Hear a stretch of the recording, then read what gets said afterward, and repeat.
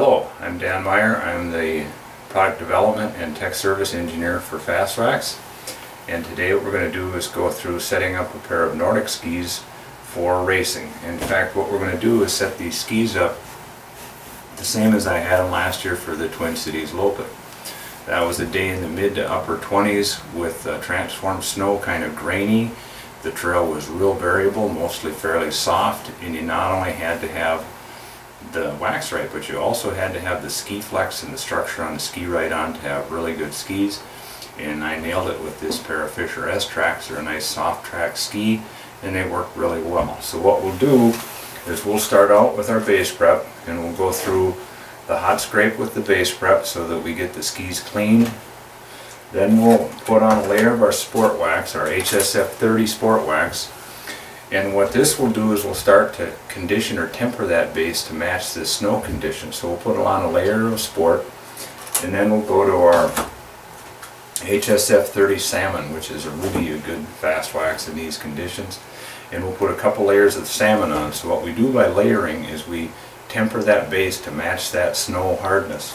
We'll finish that up by showing you how to correctly add on our flight worn. We're going to iron it in using our base saver, which is a new system and it's very efficient. You've seen the way they iron on the fluoro top coats. It's kind of poor. You wind up with about 80% of it in the dumpster, where with this system you wind up with it in the ski and going really fast. And then we'll conclude that by structuring the ski, and we'll work with one of three different structure tools that we have available. The one I like and will probably work with here is this dual roller from Finite Structure tool, and we'll put a little hex pattern on that skis and make it really fast. So at this point we'll start right now with our base prep, and we'll put a layer in, hot scrape the ski to show you how we're going to clean that, and then we'll work through adding on our waxes and layering it up. So I'm going to get a coating down the ski, nice easy drip. There's other ways of applying wax, but I like to drip it on like this. Some people crane it on the ski, but if you drip it on like this, you get a nice layer on that ski and it keeps that iron off the base. So we'll go down the ski nice smooth, and I'll gauge the speed of that iron by that melt we're pulling right behind that ski here, so we get a nice penetration of the base prep into the ski.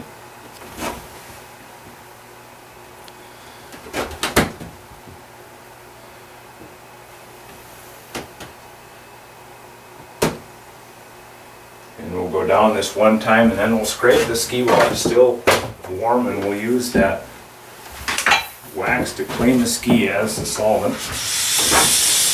Go right on down.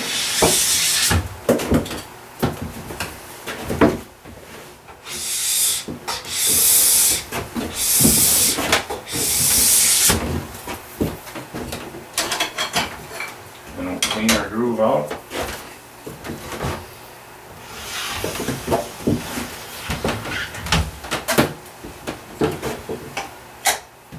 And then we'll brush the ski.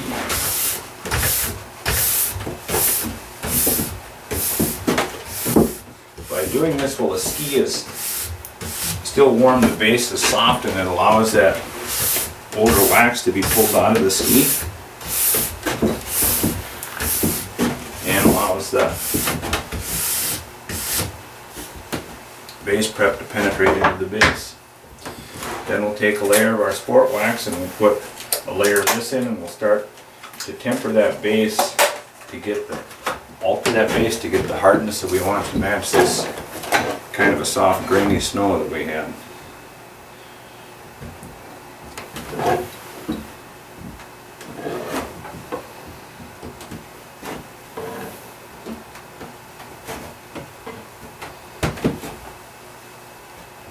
And we always work the ski from tip to tail. We'll iron in, we'll scrape it, we'll brush it, we'll do everything. Each layer is exactly the same way.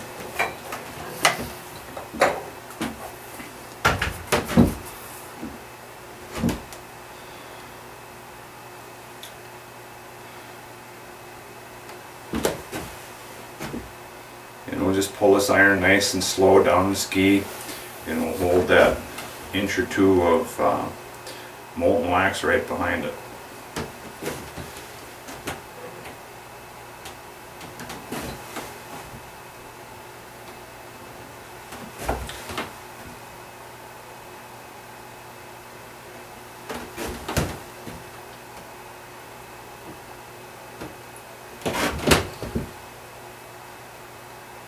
And we'll give this a couple passes to make sure we have real good penetration of that wax into the ski. Second pass, we have the ski heated up so we can go a little faster down the ski.